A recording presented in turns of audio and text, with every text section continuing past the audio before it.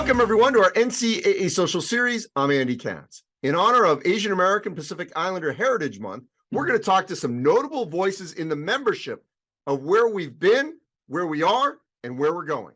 And joining me now, Assistant Commissioner for Sport Management and Engagement at the Patriot League, Richard Zhu, and Kaitlyn Chen.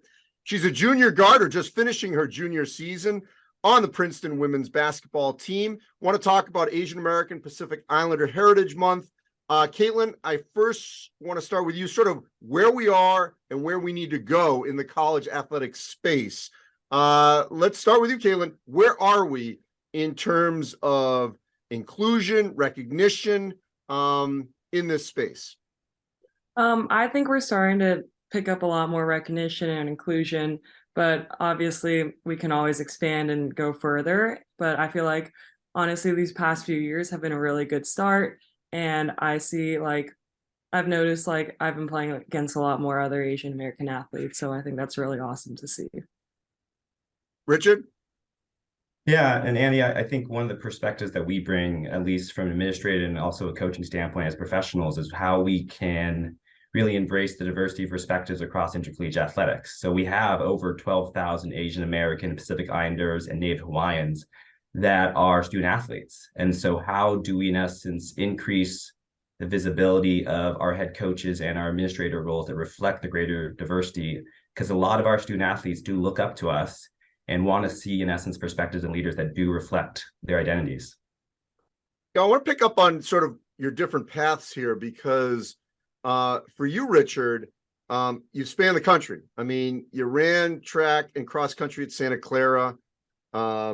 You've been on a student athlete advisory committee. You're working in the Patriot League, so both coasts. Kaitlyn, you're in the Ivy League.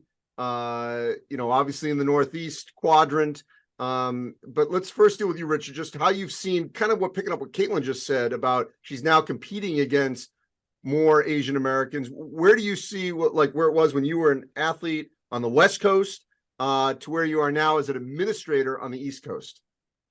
Yeah, I think from my perspective, I came from a family of immigrants coming here in the late 1980s from Taishan, China. And so from my perspective, the reality as being an Asian American, I think Kaitlyn probably very similar coming, I believe, from the West Coast, is that you become familiar with being kind of the minority and being familiar being within essence with really a lack of diversity within either the student athlete population. And so from my perspectives again, my upbringing through high school ranks and also at Santa Clara University, taking some time at the NCAA national office and now with the Patriot League out in the Northeast, I do think it's incredibly valuable for our student athletes like Kaitlyn herself, in essence, to see role models that look like her in the head coaching and also the administrative, along with the faculty and also presidential ranks within the association. So I think a piece of it is that there's a wide range of diversity inclusive Asian Americans, Pacific Islanders, and we need to really promote those voices and those perspectives.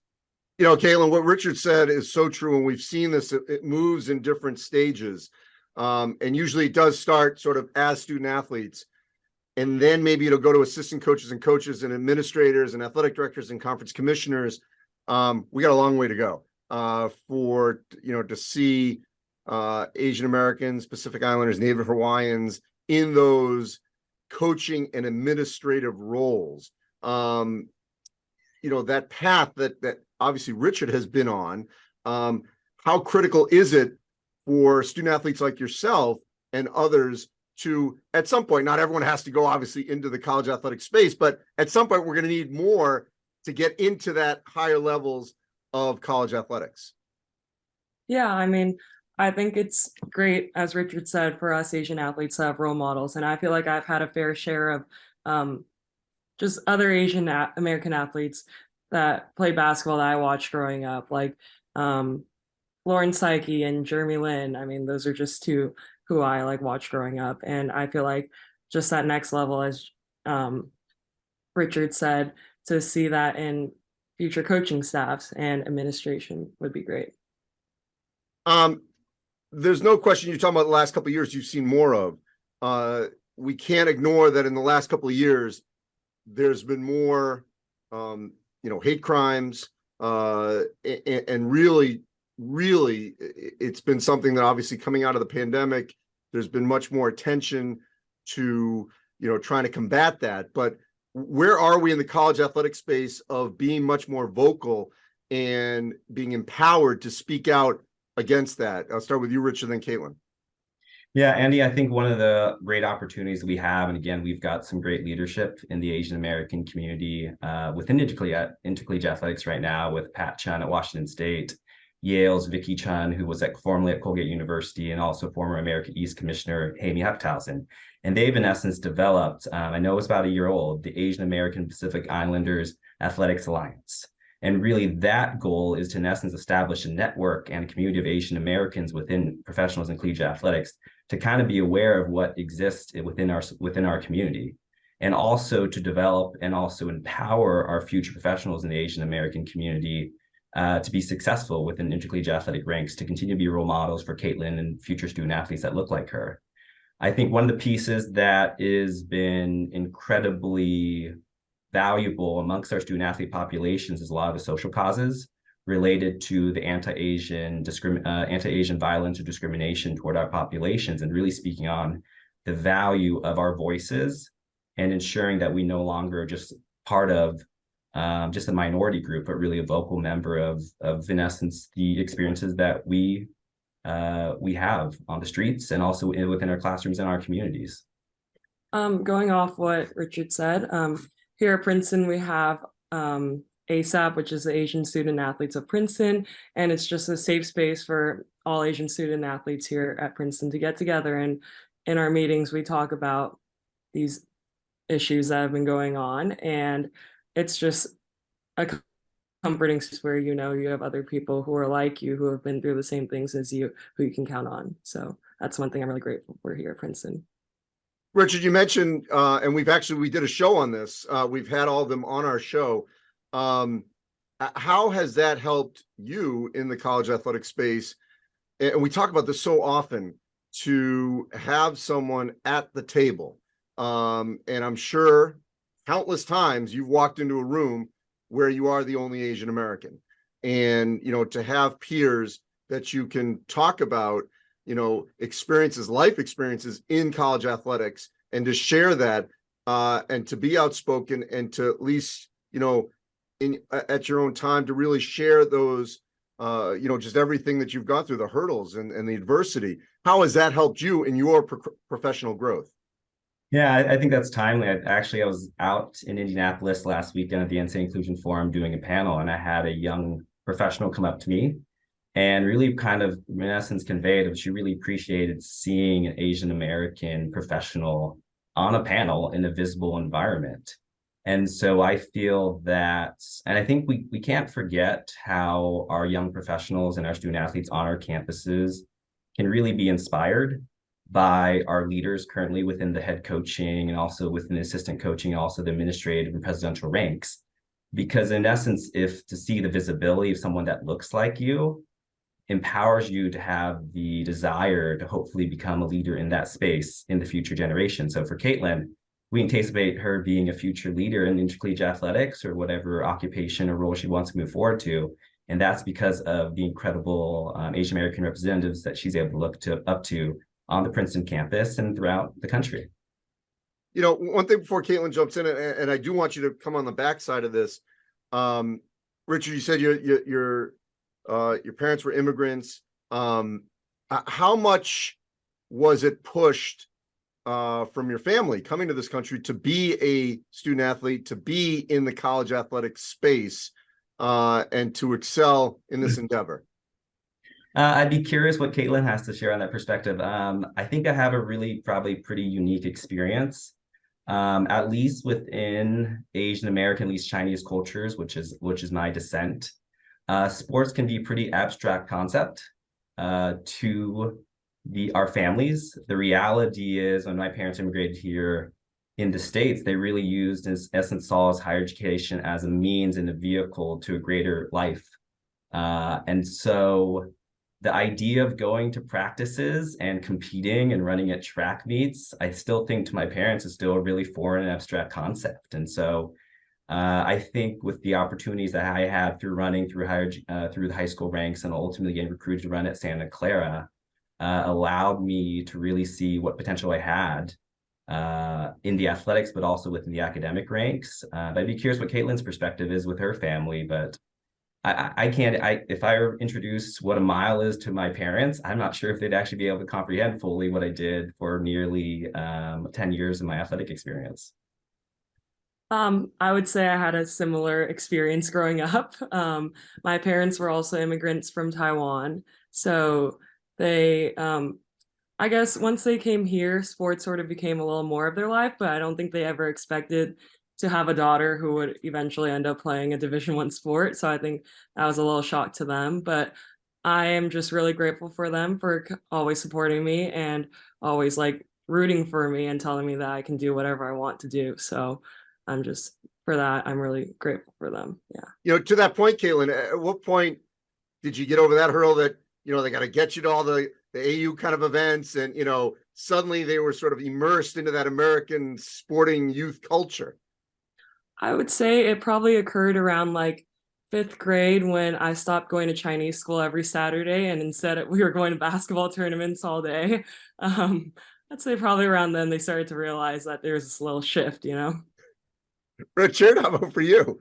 Yeah, it's funny that Kaitlyn brings up Chinese school on the Saturdays. I had a little bit different upbringing. My parents had a Chinese restaurant out in Medford, Oregon at a very young age. I, in essence, was working behind the desk because that's just kind of part of the occupation of the family. And so I think it's one of those things, there's a lot of common themes amongst Asian American children, primarily first generation students or second generation children of immigrants, because a lot of our, in essence, the byproduct of our lives is really defined by the amount of sacrifices that have, in essence, been made by our families. And so it's no different in terms of there's always either competitive extracurricular activities or sports or academic obligations, which may come sometimes with a lot of pressure and demands, but that's really in essence out of love in terms of allowing us to be able to accomplish dreams and goals that our parents weren't able to have. And really that was the reason why they immigrated here to the United States in the first place. Richard, I'm glad you brought up the mental health aspect and that stress and pressure. Kaitlyn, you're at Princeton. There's always going to be stress and pressure at a school like Princeton. You're also majoring in medical anthropology. You are a Division I high-level women's basketball player, player of the year, excuse me, tournament most outstanding player in 22 and 23. So you've dealt with a lot of pressure, and you're dealing with pressure both in the academic space, in the basketball space. I don't know how much that is, your family, but how are you balancing all of that? I think I have a great support system and I have my family that I can always count on. I have a great group of friends, my teammates specifically, that I know are there for me for everything. And I honestly don't find basketball as much pressure as it is fun because, that's why we play, right? So I'd say like I have a lot of different outlets that I can count on, which I'm really grateful for. And I just want to dovetail off of this real quick, Richard. One thing we've been talking a lot about on this show is not just, the sort of the seat of the table and having someone that looks like you who shares experiences as an administrator, as a coach, but clearly in the mental health space, we need also mental health professionals who can understand where these student athletes have been from, are going through. Where are we in that need to make sure that those who are, either Asian American, Pacific Islander, Native Hawaiian, are represented on these college campuses, across the country as mental health professionals? Yeah, Andy, I think I've been impressed by, and I have the fortunate opportunity to engage with a lot of our Patriot League SAC members from across our 10 full-time institutions in the Patriot League. And I've been impressed in terms of the discussion of the importance of mental health and well-being on our campuses. Our student athletes, even 11 years ago, when I was a student athlete, Santa Clara has changed significantly related to the academic pressures that come onto campus, the social media obligations that now come in a name, image, and likeness area.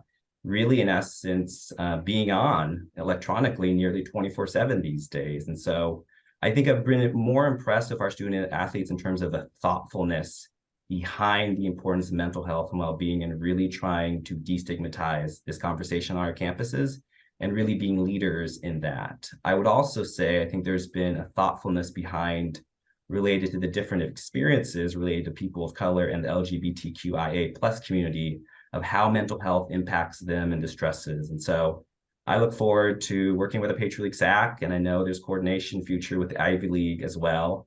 I can't really go into detail yet. That is in these topics that hopefully we can be leaders in these spaces for our 2 conferences for Division I. Kaitlyn? I feel like I've had a lot of mental health support here. I know my coaches always emphasize how important mental health is, and there are so many resources on campus that we can always reach out to, whether it's university supplied or from the athletic department. But I would agree. I would say like I was shocked at how many resources there are when I arrived here on campus, and that's something that I think is really special to have. Yeah. All right, last word here from both of you. Where do you hope we are a year, 2, 3 years from now? Kaitlyn, then Richard. I'm just hoping we keep growing, keep staying on this trajectory that's going upwards, and I hope that like I myself can continue to inspire and promote Asian athletes who are younger than me to keep doing what I'm doing, and show that they can be like me and like succeed at high level Division I sports. Yeah, I'd say, Andy, I think it's increased visibility of the successes, but also some of the struggles of our Asian American and Pacific Islander, Native Hawaiian student athletes, our coaches, and also our administrators across the association. I feel like if we can move the number in those leadership roles, it opens up more opportunities. But again, I really need to emphasize that our young professionals and our student athletes do look to us, in essence, to be inspired to be future leaders within intercollegiate athletics and higher education. And we need to reflect that diversity of that student population in the professional ranks.